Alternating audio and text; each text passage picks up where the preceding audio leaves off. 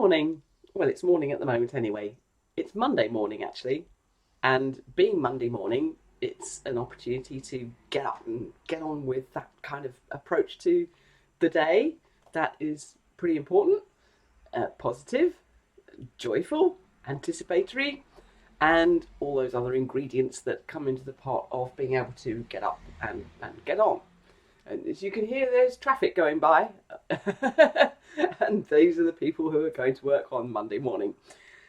Now, what I want to talk about today is something that is probably going to be very useful to you.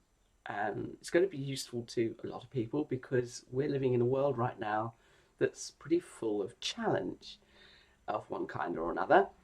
And those challenges have been increasing in recent years due to effects that I don't need to go into here. So what I'm going to call this video is H is Planck's constant in physics. It's a letter that you're going to see very, very often in lots of physics equations. But it also stands for something else. H is for happiness. Now, I don't know if you can read that very well, so just in case you can't, I'm going to write it again. That's better. Now I'm going to give you 3 key ingredients this morning that you may or may not have considered in your quest for happiness. Happiness. It's an elusive principle.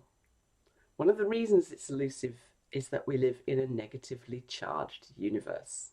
And you'll find references all over the place wherever you read articles or see TED Talks from gurus or wherever you look, basically, you will see references to the fact that negativity is a path of least resistance. It seems to be a default mechanism that our brains head for whenever there's any possibility that we might be able to go there.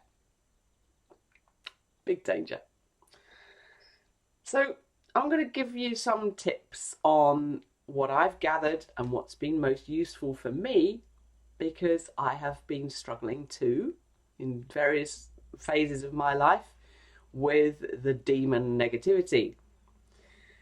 One of the most useful things that I've found is to be able to avoid putting my happiness in somebody else's pocket. While that truck goes by, I'm going to call this pocket pursuit. Now, we're brought up to believe that if we do certain things, they're going to make our parents happy. And we're brought up at school even to believe that doing certain things is going to make other people happy. Now, this is a dangerous premise because it teaches us to think that it's our responsibility to put happiness in other people's pockets. And we pursue that. We end up being people pleasers, and we end up investing a lot of our time into making other people happy. Now, there is a lot to be said for grace and goodwill, kindness, the ability to contribute positively to somebody's environment.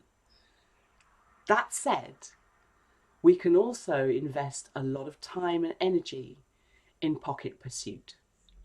We want an equilibrium in life. The whole premise of survival is a cause and effect basis of give and take. This is what happens. And nature works this way. The balance of nature relies on this premise. So there's our familiar electron, negatively charged, and it's T+. It's positive in its time travel. It's going in the same direction that our perception is going in. So we're going along our timeline with our electrons, the same time flow. Here's the positron coming in on the reverse time flow. So it's effectively going backwards in time, backwards from the way we perceive time to flow. And this pocket pursuit system leads very quickly to this. Guilt blame cycles, very familiar one to you, especially if you are a manager and you're working with people and you're trying to change a culture.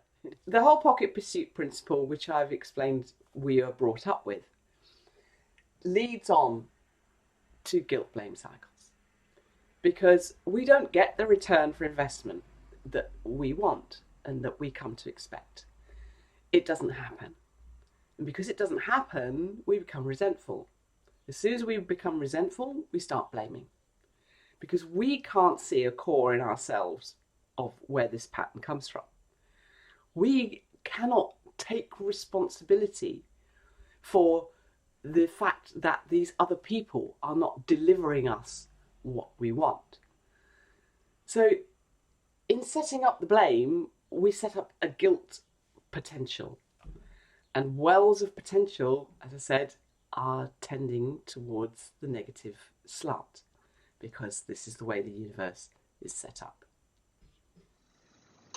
Okay, so what we've got here is the familiar electron that is negatively charged. It exists in our universe as a negatively charged particle.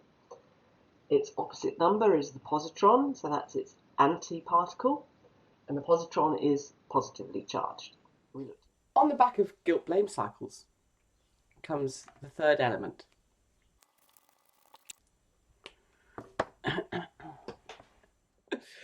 So now I'm going to go into the positive elements and see what we can gain from what we've just looked at. Self-reliance. I have to get up in the morning. I have to consider that this may be the last day I'm here. You know, live each day as if it's your last is a song lyric, and it's in more than one song. So I'm sure you can identify one that's in there. Self-reliance / awareness. Be aware of your place in space-time. That's really important. You only have the present. I'll explain that. But essentially, time is a causal framework, cause and effect, moving in the one direction in which we see cause and effect happen within the confines of the universe that we occupy and the brain of the universe that we occupy. So what is time then? Time is a wonderful thing. It's malleable, changes, it facilitates change, it never stands still. Thanks for putting on me wordly. And while we've only got the present to work with, of course that makes it a very valuable commodity. And it's the only valuable commodity. Past and future anxiety don't have any value here. Personal responsibility. Now, it's slightly different to self-reliance and awareness because that responsibility means that you actively contribute to your own world line. It's a creation of your own day. And your responsibility for that day is paramount. And what you contribute to that day may well benefit other people. In fact, it's better if it does, because that's the concept of giving, and we want to be giving people. You can't take all the time because it doesn't work like that either. So on the back of personal responsibility, the other thing that we don't want to do is get sucked into blame guilt cycles. So, present commodification. Now, I've called it commodification because the present is a commodity. Time is a commodity that we have invented in our brains as being segments of our cycle around the sun. Our revolution around the sun being the only point of reference. Well done, Wedley. The only point of reference that we have to the passage of this stuff. Essentially. So we associate time with our movement, the planetary movement around the sun and on its own axis around itself. It's an illusion that we've set up in terms that equate to these planetary movements. So we don't actually have too much of a handle on what time really is. And I go into some detail on time in other videos, so I'm not going to waste a lot of it here.